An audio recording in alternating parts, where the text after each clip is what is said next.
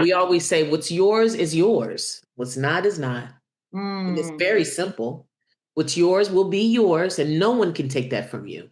What's yours will be yours. But yes, it has built resilience. And there have been times where Sid was like, God, I'm not booking. I don't understand. And what John and I always do in those moments is, okay, you have a full toolbox here though. Mm. Acting's not just the one tool you got. You got a full, all these tools. What else do you want to do? So then she's like, you know what? I'm gonna start writing some lyrics in the song that I was okay, great. So you continue. You know what? I have an idea for a script. Okay, great. You know, a friend of mine has a music video and I have this high-powered phone. I'm gonna use okay. It's not just one path. Producer, singer, writer, all of them. Yeah, it So also, yeah, it gives them the sense of, and gives her the sense of like, it's not all your eggs are in this one basket. Like yep, when you you don't got get it. into that college that you want, it's not the end of your life. That's You, right. you know, if you get that rejection letter for something or a program, that's not the end of your life. That I love that toolbox idea. Yeah. Doesn't really hold them down to this one thing. That's right. And you know what? Sometimes rejection is protection. We Yeah. don't know why until we know. There have been situations where City didn't get a role on a film, and 6 months later, we found out there was a fire at this on the set, and two kids got injured on this. I'm like, rejection sometimes is protection. So I don't question it anymore. It's not mine. Okay, there's a reason for this.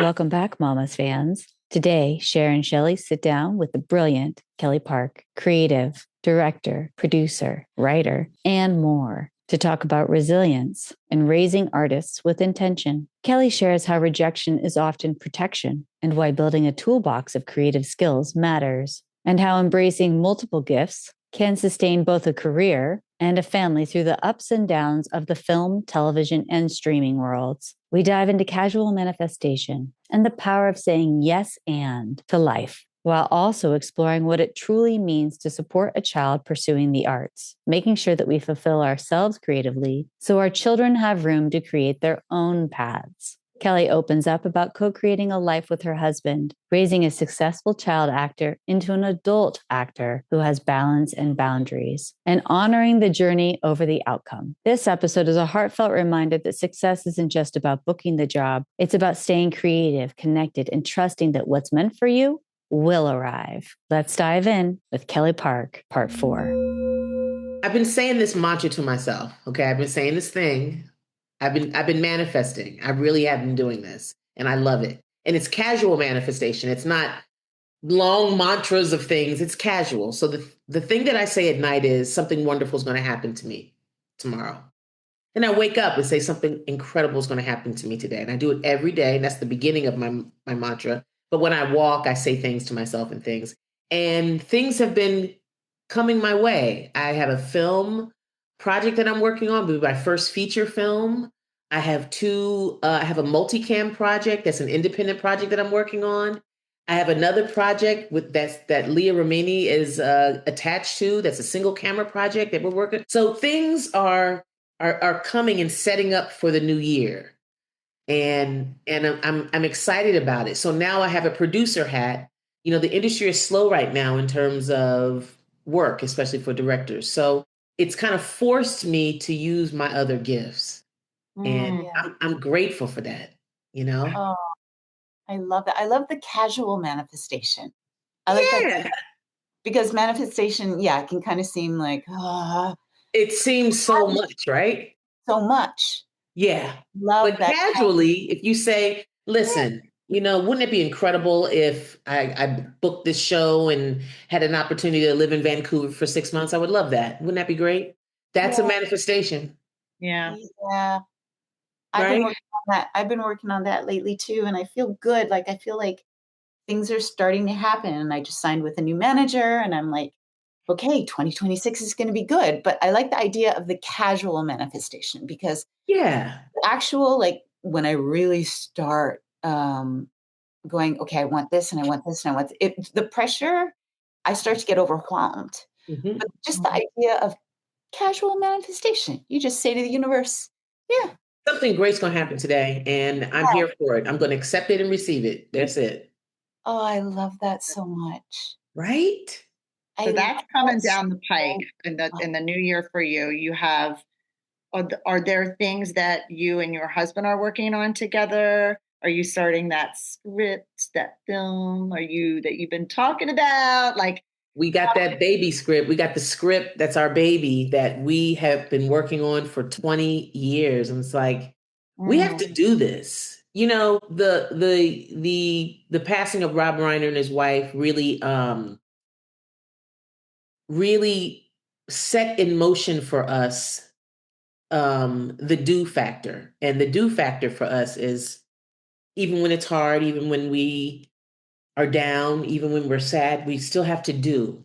We still have to create. It's the do factor for us. And Rob Reiner talked about that all the time, about just do it, guys. Just please. So the light bulb is so bright now with him gone. We lost a titan, a champion of us, of the arts, and for women and for Black people. I mean, he was incredible, y'all. To all of your points, yes. Yeah. I mean, he just really. But what's interesting is that, you know, when you talk about what a light he was and how his light came out in all of his work, Yeah. in all different directions, Yep. and Yeah. it's just so incredible. And I can see why you would want to follow in that as a director, as a producer, as someone who creates content and creates projects and art, that you have a leader Yeah. way still, no matter whether he and his wife Michelle have passed or not, which is just heartbreaking beyond belief. But what a legacy he has left behind.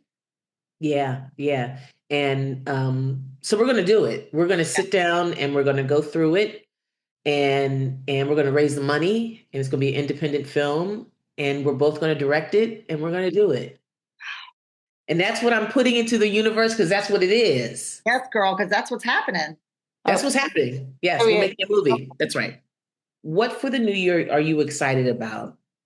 Well, I'm excited about, I don't know if do you know Prince Board?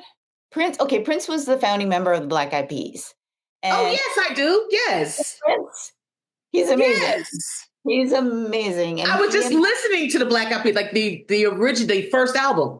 OG, yes. It's our jam. Yes. That's good. So Yeah.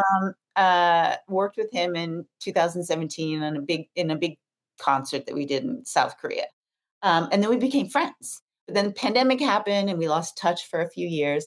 Anyway, there's this new pop star that's kind of up and coming, that she needs a good producer. So I called Prince and I was like, hi, it's me again. And, and I was like, I miss you.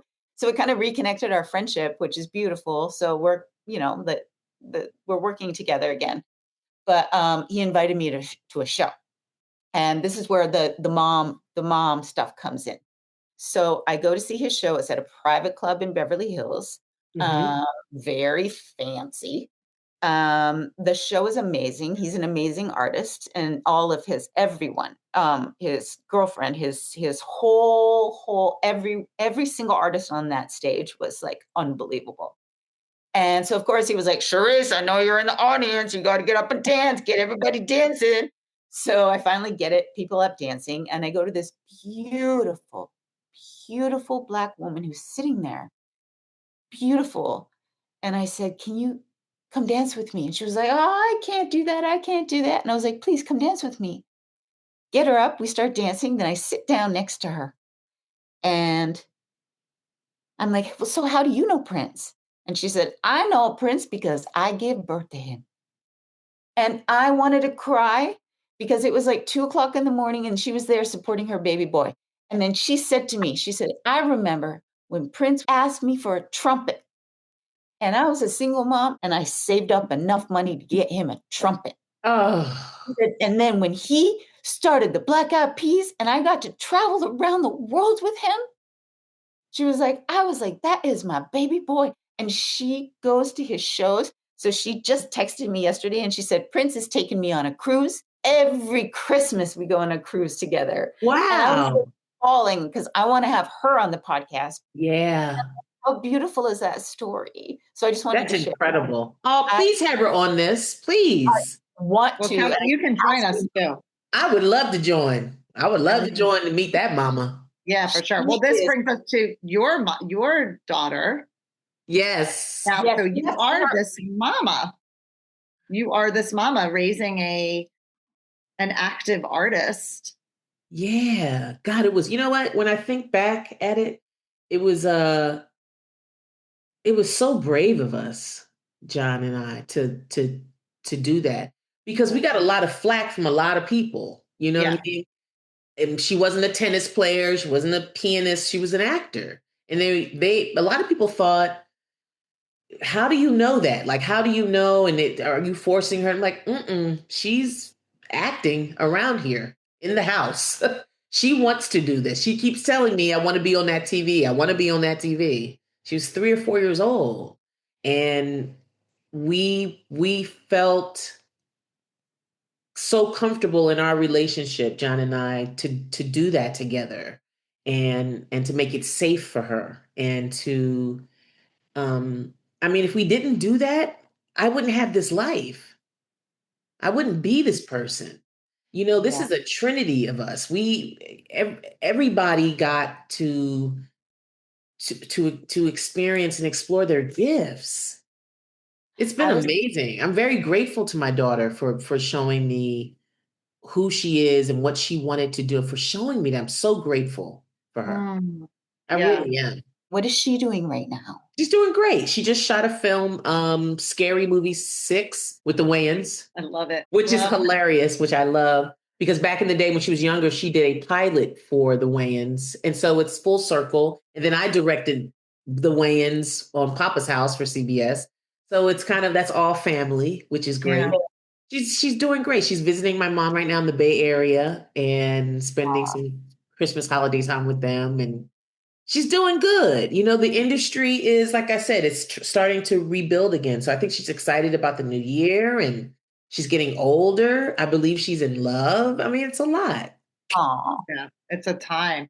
Well, I have a question because I can't really wrap my head around how you managed and continue to manage your career, you and John's creative life, and then how you had time and like mental capacity to manage SIDS. Like, was it always natural and easy, or were there times where you felt, that you were having a hard time figuring out how to manage everyone's everything?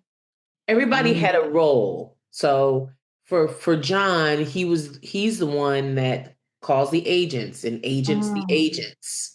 Both of our agents, my agent and her agent. He's the one that answers the emails. He's the one that looks at the scripts. Then I take the script. I'm the one that sits down with Sydney and does the breakdown for the script. I'm the one that sits and does the coaching for the script.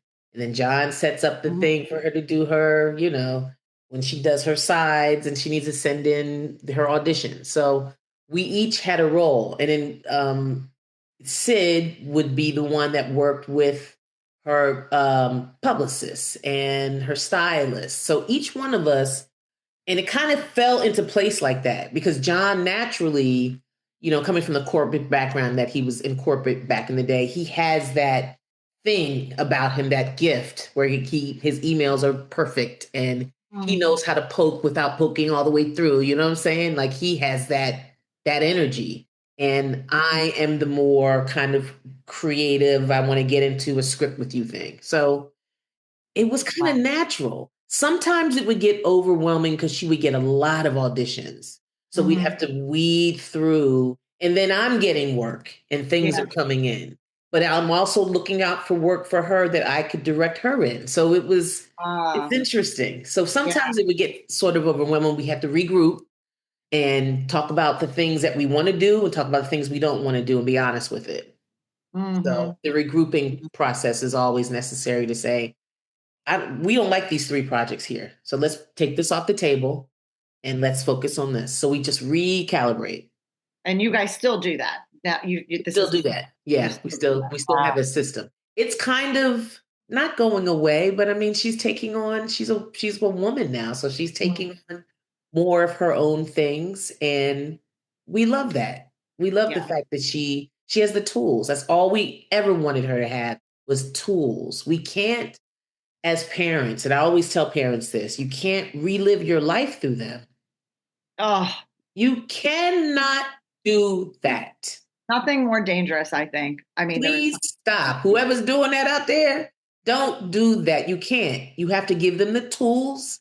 You have to allow them to either use them or not. But you have done the work. You can't relive it. It doesn't make sense. Even if you see them falling down the hill, and I've seen it. I've seen her tripping, falling down the hill. But that's her trip and fall. Go grab that tool. That's her trip and fall. That is not mine. Yeah. Yeah. You know, there's this whole like idea of being a fulfilled parent. And if your creative bucket is full, if your buckets are full, generally, it's maybe easier to not put your own agenda on your kids. I think it must be harder when you are not in some way doing something that really fulfills you. Yeah. If a child, okay, I'm just going to say it's my own child. Okay. I want to say an honest job. Your friend. Just say it. Yes. For a friend. Yes. So my kid, I have one kid that's like, she's got her dance, she's got her things, she's all, the other one's very creative. She's a content producer of her own. She's got her own YouTube channel. Does her own stuff. Her uncle's a pretty successful actor. You might know him, Alan Tudyk. He's yeah, you know Alan. Okay, so that's my brother-in-law. Amazing. So she looks up to him and watches Resident Alien all the time. Like, is always listening to his different voices that he does in the Disney movies, and she's really like, and they've got this great relationship. He's amazing. Yeah. She refuses to take acting classes. She's like, I want to be on TV, Mom. I want to be on TV. And she's so comfortable on camera because she doesn't care. Like, she's like the kind of kid that like her hair will be like this. But she's funny. And so, but I'm like, well, if you want to be in movies like Uncle Alan, you have to take acting classes. Think, right? And she's like, I don't want to take an acting class. The world is different now. And I know that these kids have to have these followings on like the whole Instagram and the YouTube and I don't even know what agents even look for now. So I just wanted to ask for a friend your thoughts on how to guide a child who's very talented and very but stubborn. And guide her in the right way and not go on a path that is perhaps the path that is worked in the past, but nowadays, you know? Okay. So this is kind of my advice. Yeah. Because she's rebelling against the acting class thing. Because what she's probably feeling is that there's something she has to learn and it doesn't feel natural. So this is what I suggest you do. Okay. I want you, how old is she? She's 11. Okay. I want you to take her to a Groundlings show. Oh, okay. Okay. I want you to take her to either Groundlings or a UCB show or something where people are not acting, they're improvising. Oh, that's great. I want you to show her the other side because what she's comfortable in is using her own body and her own words. That's what she's comfortable with. So show her that other people are doing that. And that's called improv. And that's an entry point. Okay? Okay. It's a really good entry point. And they have classes. She can take improv classes. You can also show her some not blue stand-up on YouTube. Find a comedian that you really love, that's funny, that's kid-friendly, and show her that. Show her these things where people are using their own brains, their own tools, okay? That's another little entry point. And they have stand-up classes for kids. That's very natural and calm and cool. And they have their own shows. They write their own material. So that's a great entry point. That's what we did with Sid. Sid started to do stand-up. Right. You know, she never really took acting classes. She just had me who worked at the Groundlings, and I brought home different things for her. She used her own thing. And then when she went on That So Raven and she had these sides, she was like, huh, but I can still incorporate some of me into that, right? Yeah. So that's a good entry point. But don't force that on. Don't like acting class, but just take her to a show. Yeah. Introduce her to the world. Okay. Because she sounds like a natural performer. And to see other people naturally performing without any lines and they're just coming up with stuff, it might inspire something. Oh, thank you so much. Yeah. Yeah. Thank you. That's actually brilliant. Yeah, I'm going to cry. Thank you. Because I understand the frustration. I know. She doesn't like school. She doesn't like lessons. She wants to do her own thing. Oh, she gonna love improv. Wait till she sees it. Yeah. Yeah. So fitting for her structure of non-structure is like playful. Yeah. And it boosts everything, confidence, and it's just wonderful. It's a wonderful thing. Improv, I love it. And maybe you can take classes together. You never know. Do that. I would be, 100% there. I would love Yes. that. I don't know if she would, but I would be there. That's hilarious. Great. Good. That's my advice. Kelly, you're that I did because you studied at the Groundlings and you have this background in improv, right? And we have talked about this before about how, you know, if you are, this is just such a metaphor for life, is this whole yes and thing, and just right. So you sort of live your creative life and your life by that, right? You take what you're getting and you say yes to it, and how you have this great attitude and energy around that. Do you think that comes from your background and how you studied in these classes, or is it just something that is also part of your personality innately? I think personality, but also it reinforced it.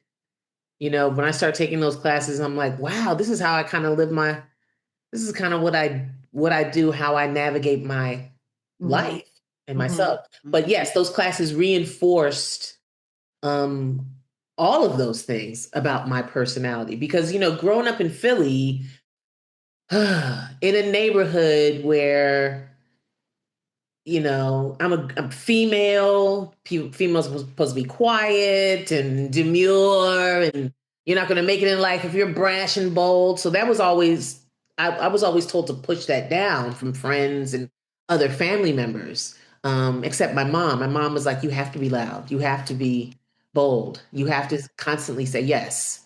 You have to take challenges and risks. You have to, or you won't get out of here.